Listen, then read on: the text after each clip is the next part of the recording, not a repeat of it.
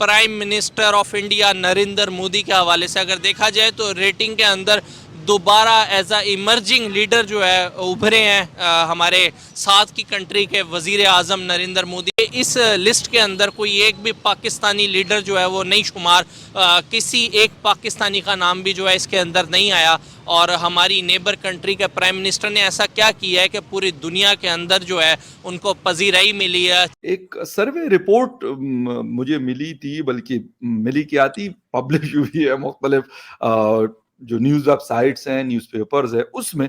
और वो है जी जो वर्ल्ड लीडर्स होते हैं 3 4 या 5 टॉप के, उनके हवाले से है।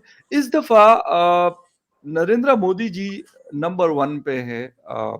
टॉप 3 में अगर हम बात कर लें, ऋषि सुनाक साहब हैं, जो बाइडन हैं, और नरेंद्र मोदी जी है। दुनिया जिसको सबसे ज्यादा चाहती है, सबसे ज्यादा जिससे दुनिया इंस्पायर हो रही है, वो मोदी हैं, जो बाइडन को बीट करते हुए पहले नंबर पर आ चुके हैं। और इसमें हैरानकुन बात यह है कि इस पूरे सर्वे में पाकिस्तान के लीडर्स का, पाकिस्तान का नाम तक शामिल नहीं है। ऐसा क्यों है? जय हिंद दोस्तों, पाकिस्तान ब्रेकिंग न्यूज चैनल में आप सभी का हार्दिक स्वागत।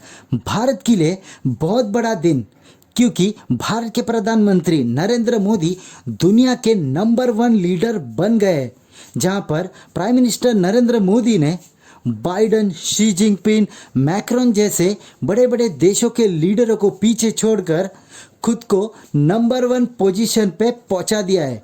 वहीं पर पाकिस्तानी मीडिया इसके ऊपर रो रहा है, क्योंकि पाकिस्तान का एक भी ऐसा लीडर नहीं है जिसका नाम ईस्ट लिस्ट में शामिल हो।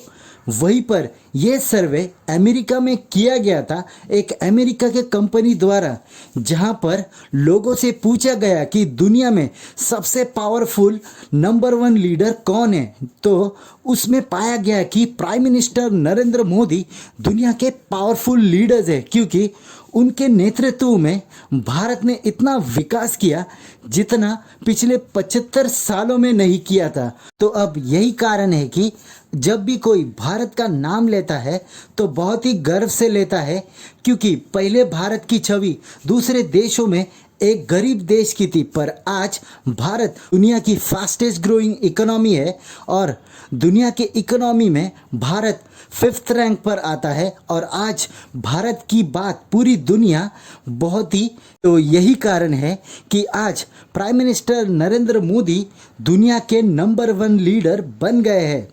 ऐसे ही वीडियो को अंतिम तक देखते रहिए, लाइक कीजिए, शेयर कीजिए और सब्सक्राइब कीजिए हमारे चैनल को, और बेल आइकन दबाना बिल्कुल भी ना भूले। और आपकी जो भी राय हो उसे कमेंट बॉक्स में ज़रूर दे। धन्यवाद। ये सर्वे अमेरिका में हुआ, अमेरिकन लोगों से सर्वे किया, कि कोई इंडिया में नहीं हुआ, इंडियन कंपनी ने नहीं किया, अमेरिकन कंपनी ने किया है। तो अमेरिका में सर्वे हुआ, अमेरिकन लोगों के साथ हुआ, अमेरिकन कंपनी किया नहीं किया, अमेरिका की सरजमीन पे किया। और ये सर्वे कई सालों से होता रहा, कोई नया सर्वे नहीं, कोई नया चीजें मार्केट में आई है। वर्ल्ड लीडर्स की अप्रूवल रेटिंग पूछते हैं।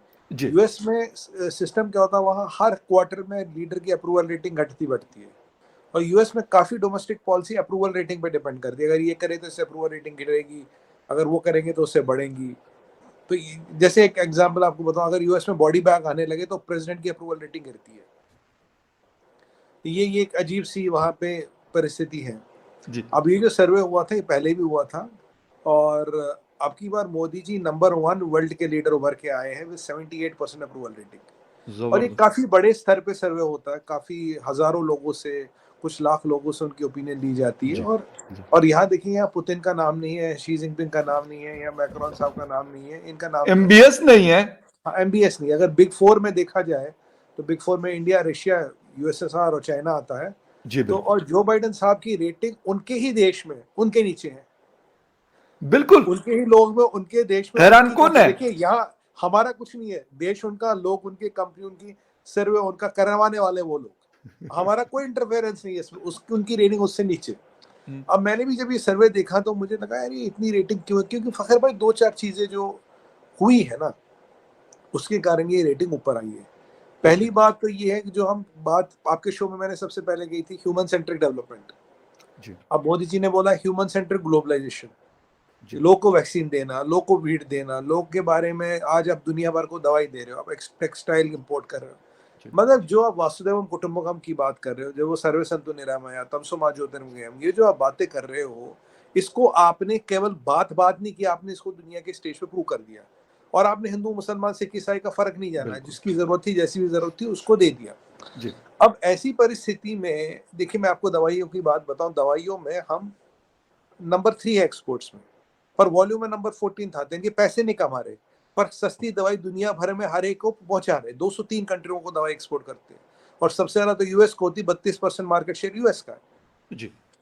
आज देखिए पेट्रोकेमिकल्स में हम नंबर 4 थे। आज हमने रशियन ऑयल लिया, हमने ऑयल का प्राइस कंट्रोल कर लिया। आज हमने पीछे अपने बजट में बोला श्री अन्न का मतलब मिलेट्स, जैसे रागी, बाजरा, ज्वार होता है। भारत सबसे ज्यादा मिलेट्स को प्रोड्यूस करता है और इसका सबसे बड़ा नंबर 2 एक्सपोर्टर है। अब हमने बोला वर्ल्ड को कि मिलेट्स को आहार यानी कि फूड साइकिल में लाना पड़ेगा। केवल आप गेहूं और चावल पे अपनी फूड सिक्योरिटी को एड्रेस नहीं कर पाओगे, क्योंकि मोस्टली गेहूं है, चावल तो हर जगह खाया नहीं जाता। अब देखिए ब्रेड हो, बर्गर हो, पास्ता हो, सैंडविच हो, ये कहीं ना कहीं गेहूं से ही बनता है। और अगर आपकी चीज एक गेहूं पे इतनी डिपेंडेंट है, आपने देखिए रशियन यूक्रेन वॉर के बाद क्या क्या परिस्थिति हुई, तो हम दुनिया को ये बता रहे भाई आप एक चीज पे डिपेंड नहीं करते। Millets are full of protein. इसके हक में नहीं हूँ, जो इनका हिस्सा वो उनके पास रहना चाहिए। ये तो फजूल की लड़ाई है मेरे हिसाब से, ये जंग फजूल है, ये सिर्फ आवाम को दिखाने के लिए है। जो लीडर आता है वो ये कहता है कश्मीर हमारा है, कश्मीर हमारा है, बाद में वो सो जाता है, किसी को पता ही नहीं है। अब इमरान खान नया आया तो कितना उसने कश्मीर के ऊपर आवाज दी है, उसके बाद किधर गई उसकी आवाज। हर ये 5 फरवरी कल आ रही है, यौम यकजहती कश्मीर के लिए, तो वो क्या करिए, सिर्फ दिखावा है और कुछ नहीं है। जब से 1947 से बना है ना ये, तो यहाँ हो क्या रहा है। 1947 को जब हमें ये पाकिस्तान आज़ाद मिला था तो क्या कर रहे थे ये लोग यहाँ, क्या कर रहे थे? अखबारें उठा के देखें, यहाँ लूट मार, जबर, डकैती, लड़कियों के अगवा, चोरी, छीना झपटी, यही हो रही थी। आज का अखबार उठा के देखें, यही है, हमने 70 साल में यही किया और कुछ नहीं किया। अब जो ये मसला कश्मीर है, लेकिन वो अब कंट्रोल हो गया है, अब वो कम हो गया है, और नरेंद्र मोदी ने उसको भी सीधा किया है।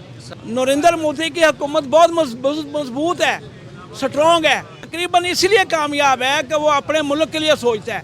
80% लोग उसके साथ हैं यार, वो आवाम के लिए, इंसानियत के लिए तो अच्छा कर रहे हैं ना। ठीक है, भारत में करप्शन बहुत कंट्रोल है, इसमें कोई शक नहीं है। वहाँ इतनी करप्शन नहीं है जितनी है में। हमने तो सिर्फ यहाँ जो पाला है ना, जो हमने तरक्की की है, वो सिर्फ करप्शन में की है और किसी चीज़ में नहीं। सर, जो अपने स्टैट्स को इम्प्रूव कर रहा है, क्या उसको अप्रिशिएट करना नहीं बनता, चाहे वो भारत हो या कोई भी हो? इंस्पायर हो रही है वो मोदी हैं, जो बाइडेन को बीट करते हुए पहले नंबर पर आ चुके हैं। और इंडिया मुस्लिम कंट्री है नहीं, तो इसका तो कोई जवाब नहीं बन सकता बात का। क्या मतलब?